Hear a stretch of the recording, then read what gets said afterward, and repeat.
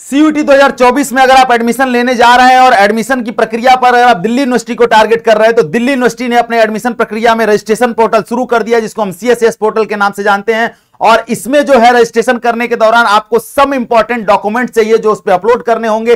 कौन कौन से डॉक्यूमेंट चाहिए, आज इस वीडियो में इन्हीं डॉक्यूमेंट्स पर बात करेंगे। अगर हम डॉक्यूमेंट्स की चर्चा करें तो सबसे पहले आपके पास क्लास 10 का सर्टिफिकेट होना चाहिए, क्लास 12 का सर्टिफिकेट होना चाहिए। साथ ही साथ अगर आप कैटेगरी से आते हैं SC, ST, OBC, NCL, EWS, minorities, PW candidate है तो उसके भी सर्टिफिकेट्स आपके पास होने चाहिए। अगर हम ओबीसी की बात करें जो नॉन क्रीमी लेयर में आते हैं तो उसका सर्टिफिकेट आपके पास होना चाहिए। और सबसे इंपॉर्टेंट चीज ये है कि जो आपके पास सर्टिफिकेट उन्होंने मांगा है, उन्होंने साफ साफ लिखा है कि जो सर्टिफिकेट होगा वो आपका 31 मार्च 2024 के बाद का होगा। तो आप घबराइए नहीं, ये सीएसएस पोर्टल अभी ओपन रहेगा।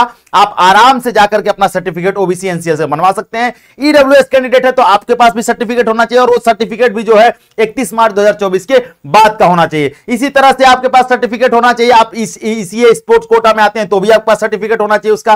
साथ ही साथ जो है आप पीडब्ल्यू कैंडिडेट है, जिस चीज में डिसेबिलिटी है उसका सर्टिफिकेट आपके पास होना चाहिए। साथ में आपके पास जो है अगर आप माइनॉरिटीज से आते हैं, क्रिश्चियन माइनॉरिटीज, सिख माइनॉरिटीज, तो उसका भी सर्टिफिकेट, कश्मीरी माइग्रेट है तो उसका भी सर्टिफिकेट होना चाहिए।